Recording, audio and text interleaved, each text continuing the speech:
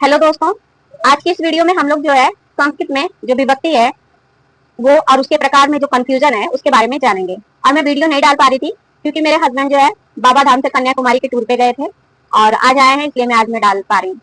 तो चलिए जानते हैं जो हमारा कंफ्यूजन है संस्कृत में विभक्ति को लेके कि विभक्ति कितनी है और इसके प्रकार कितने हैं, उसको क्लियर करते हैं। तो जो संस्कृत में विभक्ति है वो 7 है।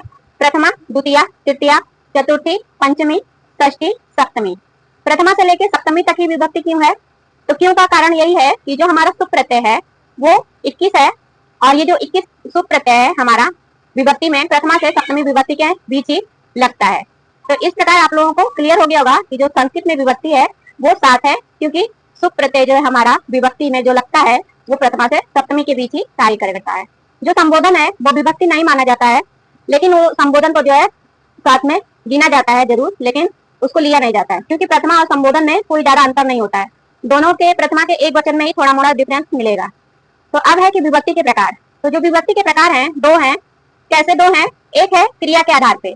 तो जो क्रिया के आधार पे लगता है उसे हम कारक विभक्ति कहते हैं। क्या कहते हैं? कारक विभक्ति। दूसरा है कि जो अन्य पदों के आधार पे लगता है विभक्ति उसे हम क्या बोलते हैं? उपपद विभक्ति। तो उपपद विभक्ति कहाँ पे प्रयोग होती है?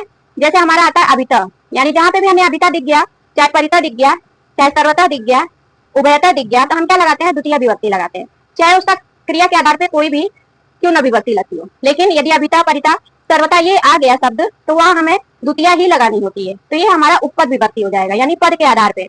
अब जैसे नमा है, नमा जब आ जाता है तो चतुर्थी ही लगाएंगे, चाहे वो कोई सी भी क्रिया के आधार पर उसमें विभक्ति क्यों ना हो। इसी प्रकार स है, स में हमारा तृतीय ही लगेगा, चाहे कोई भी विभक्ति क्यों ना हो। रोचते चतुर्थी ही लगेगी, चाहे कोई भी विभक्ति क्यों ना हो। तो मैं उम्मीद करती हूँ कि आप लोगों को उपपद विभक्ति समझ में आ गई होगी। अब है कि कारक विभक्ति, इसको मैं नहीं बता पाई हूँ तो इसको भी जान लीजिए। जैसे क्रिया के आधार पे, जैसे हमारा है उदाहरण सोहनेन ग्रंथ पठ्यते, यानी सोहन के द्वारा ग्रंथ पढ़ा जा रहा है। तो इसमें जो सोहन है क्रिया क्या कर रहा है? पढ़ने का कर रहा है। तो सोहन पे जो पढ़ने का काम कर रहा है ग्रंथ, उसके आधार पे सोहन में जो है विभक्ति लगी है। इसी प्रकार हमारा दूसरा उदाहरण है रामा पुस्तकम पठति, राम पुस्तक पढ़ता है। तो यहाँ पे जो रामा है ये जो है पुस्तक पढ़ने के आधार पे इसमें लगा है, और पुस्तकम जो है हमारा कर्म कारक हो गया है, तो यहाँ पे द्वितीय विभक्ति लग गया है। तो मैं उम्मीद करती हूँ कि आप लोगों को संस्कृत में जो विभक्ति है और जो उसके प्रकार हैं वो अच्छे से समझ में आ गया होगा।